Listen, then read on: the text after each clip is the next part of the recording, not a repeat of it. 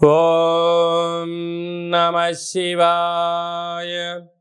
ఓం నమో నారాయణాయ. కర్మ నివారణ నరదృష్టి నివారణ కాల భైరవాయ నమో నమః. ఓం కాళకాలాయ విద్మహే కాళాతీతాయ ధీమహి తన్నో శ్రీ కర్మ నివారణ కాల భైరవాయ నమో నమః. ఓం ఆంజనేయాయ విద్మహే వాయుపుత్రాయ ధీమహి తన్నో హనుమత్ ప్రచోదయాతు. హరి ఓం.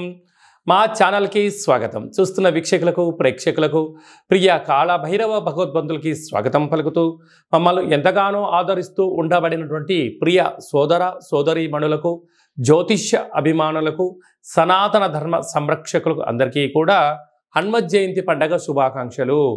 రామతత్వాన్ని అవలంబించుకుందాం, నిత్యము రామనామాన్ని జంపింప చేసుకుందాం, స్వామివారి ఆశీస్సులు పొందుదాం. 500 సంవత్సరాల తర్వాత మొట్టమొదటిసారిగా అయోధ్యలో రామ మందిర నిర్మాణం తర్వాత మొదటిసారిగా జరుగుతున్నటువంటి హనుమత్ జయంతి సందర్భంగా మనమందరము కూడా స్వామివారిని స్మరిద్దాం, ధ్యానిద్దాం, స్వామివారికి ఓడమాలను సమర్పిద్దాం.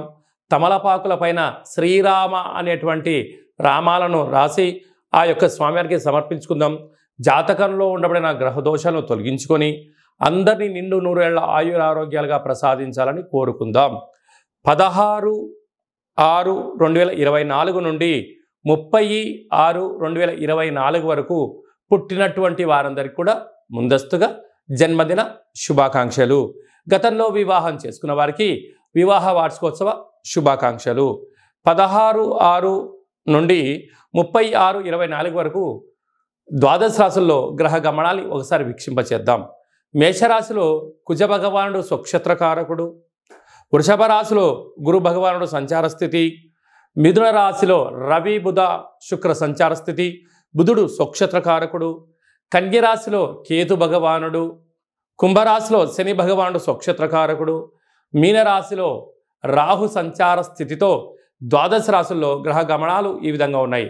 అందరికీ ముఖ్యంగా తెలుసుకోవాల్సిన విషయం ఏమిటంటే కుజ భగవానుడు స్వక్షేత్రంలో, బుధ భగవానుడు స్వక్షేత్రంలో, శని భగవానుడు స్వక్షేత్రంలో ఉండడము, 3 గ్రహాలు స్వక్షేత్రంలో ఉన్నప్పుడు గ్రహయోగం అందరికీ యోగదాయకం అని చెప్పి గమనించాలి.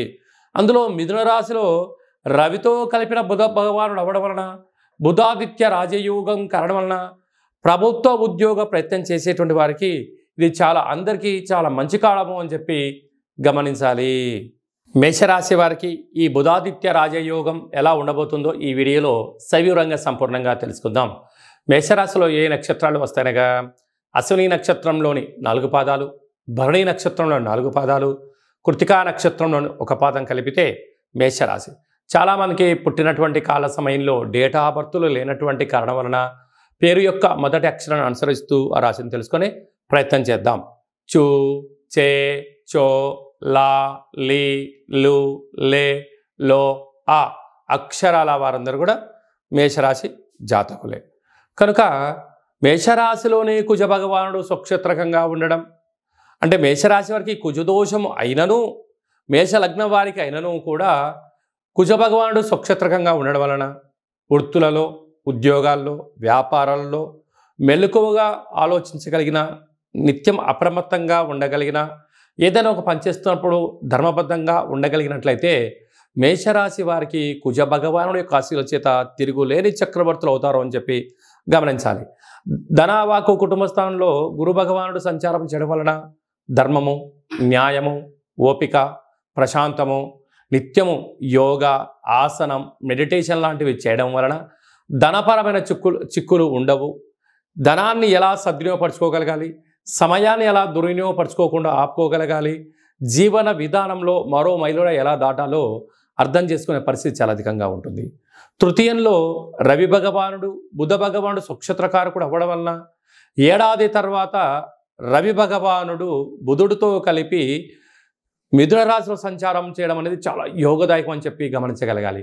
విద్యార్థులకు మంచి కాలము, ప్రభుత్వ ఉద్యోగ ప్రయత్నం చేసేవారికి యోగదాయకము, అలాగనే వివాహ ప్రయత్నం చేసేవారికి కలిసి రావడము, అలాగనే తల్లిదండ్రుల నుంచి, తాత ముత్తాతల నుంచి స్థిరచరాస్తులు సంక్రమించడము, లేకుంటే పెద్దవారి యొక్క తల్లిదండ్రుల ప్రభుత్వపు యొక్క ఉద్యోగం నుంచి రావాల్సినటువంటి ఉద్యోగాలు కానీ, ధనము కానీ, ప్రమోషన్స్ కానీ వచ్చే అవకాశాలు చాలా అధికంగా ఉన్నాయని చెప్పి గమనించాలి.